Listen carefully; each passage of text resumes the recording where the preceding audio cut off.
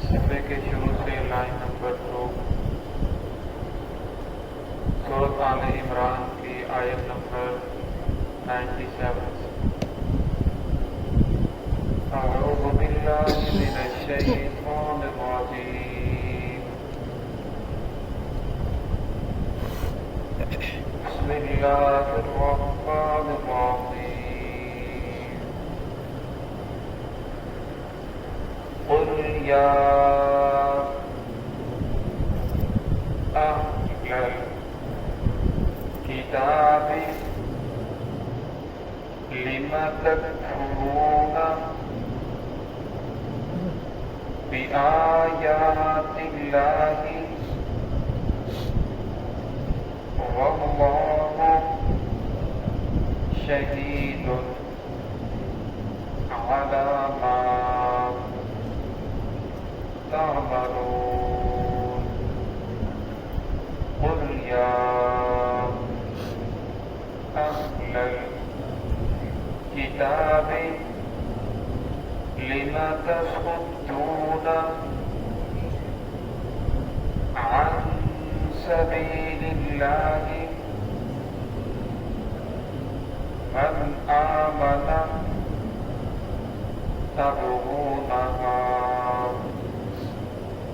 عوجا وأنتم شهداء وما الله بغافل عما تعملون۔ بسم اللہ الرحمن الرحیم۔ قل یا اہل الکتاب لم تکفرون بآیات اللہ واللہ شہید علی ما تعملون۔ قل یا اہل الکتاب لم تصدون عن سبیل اللہ من آمن تبغونها عوجا وأنتم شهداء وما الله بغافل عما تعملون۔ قل یا اہل الکتاب، کہہ دیجئے اے اہل کتاب، لم تکفرون بآیات اللہ، کیوں تم انکار کرتے ہو اللہ تعالیٰ کی آیات کا؟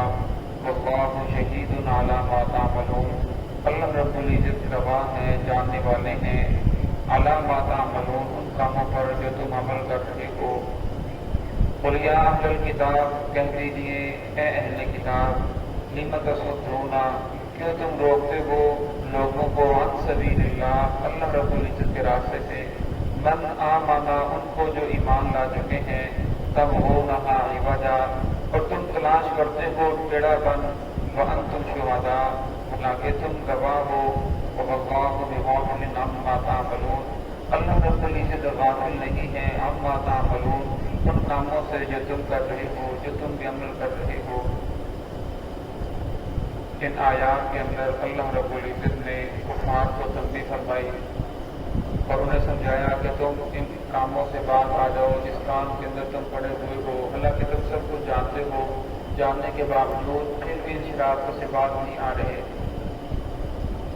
یہودیوں نے مسلمانوں کو لڑانے کے لیے ایک سازش کی، اس سے پہلے تنقیدی باتیں کہ آپ صلی اللہ علیہ وسلم جب ہجرت کر کے مدینہ طیبہ تشریف لے گئے تو وہاں 3 قبیلے جو یہود کے بڑے بڑے 3 قبیلے آباد تھے، بنو قینقاع، بنو نذیر، بنو قریظہ، اور ان کی آپس کے اندر جب کلش ہوتی رہتی تھی، لڑائی ہوتی رہتی تھی، لیکن یہودیت کے نام پر سب ایک تھے، اور ان کے علاوہ 2 قبیلے اور آباد تھے، مشرکین کے بڑے بڑے قبیلے تھے جن کا نام تھا اوس اور خزرج، اور اس خزرج جو تھے ان کی آپس کے اندر بہت زیادہ لڑائی ہوتی تھی، چھوٹی چھوٹی بات پر لڑتے، تو پھر ایک ان کی لڑائی کے بارے میں آتا ہے کہ 93 سال تک چلتی رہی، 120 سال تک ایک لڑائی چلتی رہی، اور ایک لڑائی ان کی 63 سال تک چلتی رہی، چھوٹی سی بات پر لڑتے، پھر ان کی آگے پوچھتے پہ پوچھتے لڑتی رہتی، لیکن ان کی لڑائیاں ختم نہ ہوتی، اور آپس میں لڑنے کی وجہ سے یہ یہودیت کی غلامی کرتے تھے۔ اگر اپنے بچے بچی کا کسی جگہ رشتہ بھی کرنا ہوتا تو ان کی اجازت کے بغیر نہیں کرتے تھے. لیکن جب رسول اللہ صلی اللہ علیہ وسلم ہجرت کر کے مدینہ طیبہ تشریف لے گئے تو آپ صلی اللہ علیہ وسلم نے انہیں دین کی دعوت دی. تو مشرکین نے آپ صلی اللہ علیہ وسلم کی دعوت کو قبول کیا اور بہت تیزی سے اسلام کے اندر داخل ہونے لگے.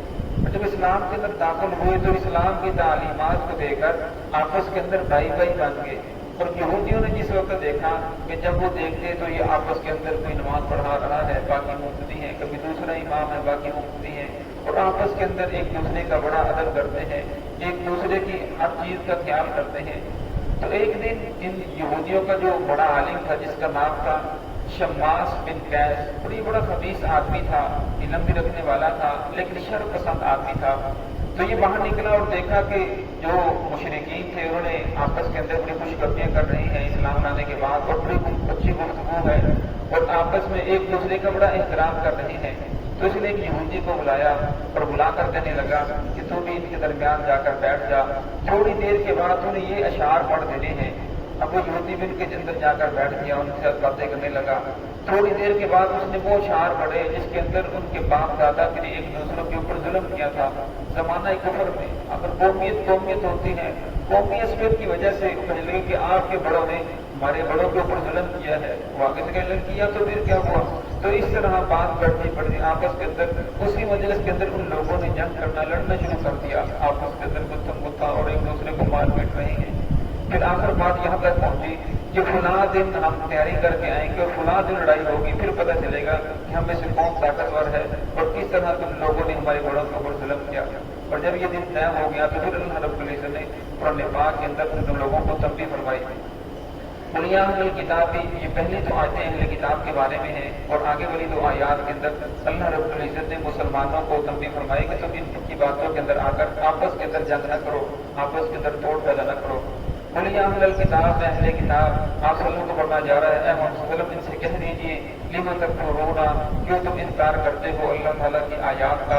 واللہ شہید علی ما تعملون، اللہ رب العزت جاننے والے ہیں، گواہ ہیں کہ تم جو بھی عمل کر رہے ہو اللہ رب العزت کو معلوم ہے. تمہیں تو چاہیے تھا کہ تم خود سب سے پہلے اسلام قبول کرتے، لیکن تم لوگوں نے خود تو کیا کرنا بلکہ دوسرے لوگوں کو بھی بھٹکانے کی کوشش کر رہے ہو. قل یا اہل الکتاب، اے محمد صلی اللہ علیہ وسلم ان سے کہہ دیجیے لم تصدون، کیوں تم روکتے ہو اللہ رب العزت کے راستے سے من آمنا، ان لوگوں کو جو ایمان لا چکے ہیں. تبغونھا عوجا، اور تم تلاش کرتے ہو ٹیڑھا پن. حالانکہ اسلام کے اندر ٹیڑھا پن نہیں ہے، اسلام تو سیدھا راستہ ہے، لیکن اسلام کے اندر ایک کجی ٹیڑھا پن تم تلاش کرتے ہو. وانتم شہداء، اللہ کے تم جاننے والے ہو. محمد رسول اللہ صلی اللہ علیہ وسلم کے آنے سے پہلے وہ آپ صلی اللہ علیہ وسلم کو جانتے تھے. قرآن پاک کی آیت ہے فرماتا تجدونہ مکتوبا عندہم فی التوراۃ والانجیل، اپنی کتابوں تورات اور انجیل کے اندر وہ لکھا ہوا پاتے تھے کہ فلاں نبی آئے گا، اس کی فلاں فلاں نشانیاں ہوں گی. فرمایا سب کچھ پانے کے باوجود پھر بھی جب ان کی کسی دوسری قوم کے ساتھ جنگ ہوتی تو آپ صلی اللہ علیہ وسلم کے وسیلے سے دعا کرتے. قرآن پاک کی آیت ہے کانوا یستفتحون علی الذین من قبل، آپ کے آنے سے پہلے یستفتحون، وہ وسیلہ طلب کرتے تھے. الہ العالمین، آخری نبی کے آنے کے وسیلے سے ہم دعا کرتے ہیں کہ ہمیں ان کے اوپر فتح عطا فرما، یہ جو کفار ہیں ان کے ساتھ ہماری جنگ ہو رہی ہے. تو آپ صلی اللہ علیہ وسلم کے وسیلے سے دعائیں کرتے تھے. لیکن فرمایا جب آپ صلی اللہ علیہ وسلم کو ان لوگوں نے پا لیا پھر دیکھنے کے باوجود پھر آپ صلی اللہ علیہ وسلم کا انکار کرنے لگے، آپ صلی اللہ علیہ وسلم کے مخالف ہو گئے. واللہ بغافل عما تعملون، اور میں اللہ رب العزت غافل نہیں ہے تم جو بھی عمل کر رہے ہو. تو یہاں اللہ رب العزت فرمایا کہ اگر تمہاری ان شرارتوں کے باوجود تمہارے اوپر کوئی عذاب نہیں آ رہا، کوئی پریشانی نہیں آ رہی، تم دن بدن پریشانیوں کے اندر بڑھتے جا رہے ہو، اس کا یہ ہرگز مطلب نہیں کہ اللہ رب العزت کو تمہاری کوئی بات معلوم نہیں، بلکہ اللہ رب العزت تمہاری ہر بات سے آگاہ ہے. اللہ غافل نہیں ہے، لیکن فرمایا کہ تم ڈھیل دی جا رہی ہے کہ شاید بندہ سمجھ جائے، شاید بندہ سمجھ جائے. بعض بار کو ایسا ہوتا ہے انسان جب دین سے دور ہوتا ہے تو اس کے اوپر فرمانیاں بہت زیادہ ہونا شروع ہو جاتی ہیں، اور جس کام کو بھی وہاں ڈالتا ہے اس کے اندر بڑھتا چلا جاتا ہے. تو وہ سمجھتا ہے کہ شاید میری اسی کے اندر کامیابی ہے، حالانکہ اس کے اندر کامیابی نہیں ہوتی، بلکہ اللہ رب العزت کی طرف سے ڈھیل ہوتی ہے کہ شاید بندہ سمجھ جائے، شاید بندہ سمجھ جائے. اور جب نہیں سمجھتا پھر اللہ رب العزت کی پکڑ آتی ہے. تو اللہ رب العزت کی پکڑ بڑی سخت ہے. ان بطش ربک لشدید، فرمایا تیرے رب کی پکڑ بڑی سخت ہے. اللہ رب العزت ہم سب کو اس سے محفوظ فرمائے. بسم اللہ الرحمن الرحیم.